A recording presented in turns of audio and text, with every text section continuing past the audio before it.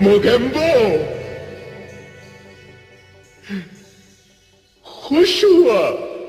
किसी जमाने में हिंदी सिनेमा में 3 पुरी भाइयों का दौर हुआ करता था, अमरीश पुरी, मदन पुरी और चमन पुरी।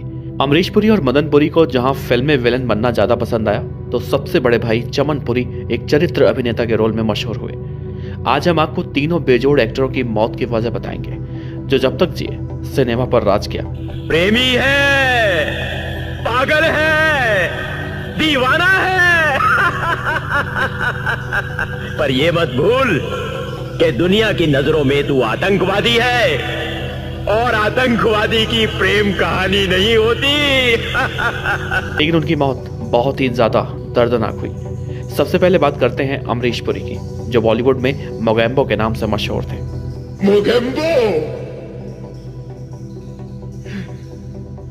खुश हुआ। 22 जून 1932 को नवा शहर पंजाब में पैदा हुए अमरीश पुरी पहले एक बीमा कंपनी में क्लर्क हुआ करते थे।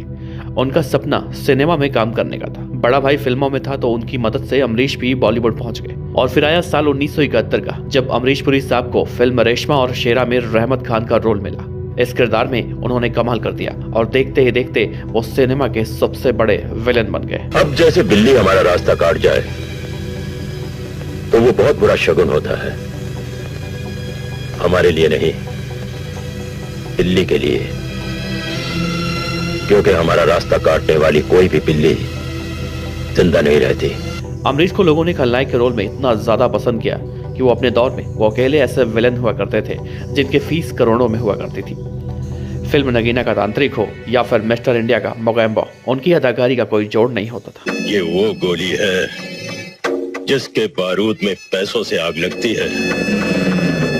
आग हमने लगा दी है, गोली खुद ब खुद निशाने पे लग जाएगी। लेकिन क्या आप जानते हैं कि इतने महान अभिनेता का अंत बहुत ही ज्यादा खराब था। अमरीश पुरी की उम्र उस वक्त 60-65 की रही होगी। उनको सांस लेने में परेशानी होने लगी और थकान रहने लगा। पहले तो उन्होंने ध्यान नहीं दिया, लेकिन धीरे धीरे जब परेशानी ज्यादा बढ़ गई तो वो डॉक्टर के पास पहुंच गए। जांच रिपोर्ट आई तो सब चौंक गए। अमरीश पुरी को कैंसर ने जकड़ रखा था। ये एक तरह का ब्लड कैंसर था, जिसको माइलोडिस्प्लास्टिक सिंड्रोम कहते हैं। इस कैंसर की वजह से उनकी हालत बिगड़ती जा रही थी। इलाज कुछ खास असर नहीं कर रहा था। कैंसर दिन ब दिन बढ़ता ही जा रहा था। इस बीमारी में उनको 2 बार मलेरिया हुआ। इसके बाद तो उनकी हालत ऐसी हो गई थी कि वो बेड से उठ भी नहीं पाते थे। बात है जनवरी 2005 की। वो बाथरूम जाने के लिए बेड से उठने लगे, लेकिन उन्हें चक्कर आ गया और वो सिर के बल गिर पड़े। सिर में अंदरूनी चोट लग गई। फौरन उन्हें अस्पताल ले जाया गया। रिपोर्ट से मालूम चला कि उनके दिमाग में ब्लॉटिंग हो चुकी है और इमरजेंसी ऑपरेशन करने का फैसला किया गया। ऑपरेशन कामयाब नहीं हुआ और वो कोमा में चले गए।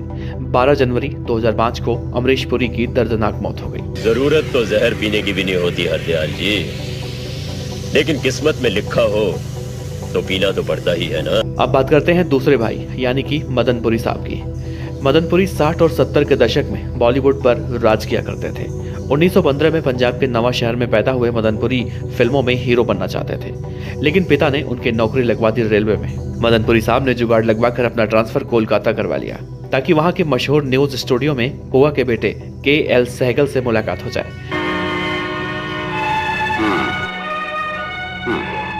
मिस्टर दुबे, जैसा मैं कहूंगा तुम्हें वैसा करना पड़ेगा। मैं उससे भी ज्यादा करूंगा हुजूर, बस मुझे मोहन बाबू की कुर्सी पे बिठा दीजिए सरकार। बाद में KL सहगल की मदद से 1941 में आई खजांची में स्टेज डांसर और 1944 में आई मेरी बहन में डॉक्टर का छोटा सा रोल मिला। इसके बाद 1946 में अहिंसा फिल्म आई। इसी बीच मदन मुंबई आ गए। 2-4 फिल्मों में बतौर हीरो काम किया, लेकिन कोई पहचान नहीं बन पा रही थी। जो वक्त अच्छी तरह याद है, उस वक्त मैं एक मामूली सा आदमी था, लेकिन दिन रात मेहनत करके, खून पसीना एक करके मैंने अपनी बेटी को अच्छी से अच्छी तालीम दिलवाई, उसकी हैसियत बढ़ाई, उसके साथ साथ अपनी हैसियत भी बढ़ाई। कल तक जो लोग मेरी गरीबी का मजाक उड़ा रहे थे, आज मैं उनका मजाक उड़ा रहा हूं। इसी बीच उनकी मुलाकात देवानंद से हुई। दोस्ती अच्छी हुई तो देव साहब ने उन्हें सलाह दिया कि वो फिल्मों में विलेन का रोल किया करें। मैं चाहता हूं कि जब तक तुम्हारी पढ़ाई खत्म ना हो जाए, किसी को पता तक न चले कि तुम एक गरीब बाप की बेटी हो। आज लोग तुम्हें एक गरीब अनपढ़ बाप की बेटी कहकर पुकारे। इससे तो मैं ये चाहूंगा कि कल वही लोग मुझे एक पढ़ी लिखी और होशियार बेटी का बाप कहें। देवानंद की सलाह पर मदनपुरी ने कुछ फिल्में की, जैसे जीत, विद्या, नमूना से लेकर पूरब और पश्चिम। और सबसे चौंकाने वाली बात तो ये थी, देवानंद साहब की सलाह उनके काम आ गई और मदनपुरी साहब एक विलन के रूप में हिट हो गए। प्रेम बहुत बड़ा शब्द है बाबूजी। प्रेम करना आसान है, उसको निभाना बहुत मुश्किल है। और फिर तो मदनपुरी साहब ने एक के बाद एक कई बेजोड़ फिल्में की, जिसमें इत्तेफाक, वक्त, तलाश, हमराज, काला पत्थर, आराधना, अमर प्रेम, हीरो, हाथी मेरे साथी, क्रांति से लेकर विधाता। फिल्म उपकार में भाई भाई के बीच आग लगाने का चरणदास का रोल हो या फिर दीवार फिल्म का विलन सावंत, इन किरदारों को आज भी लोग याद करते हैं।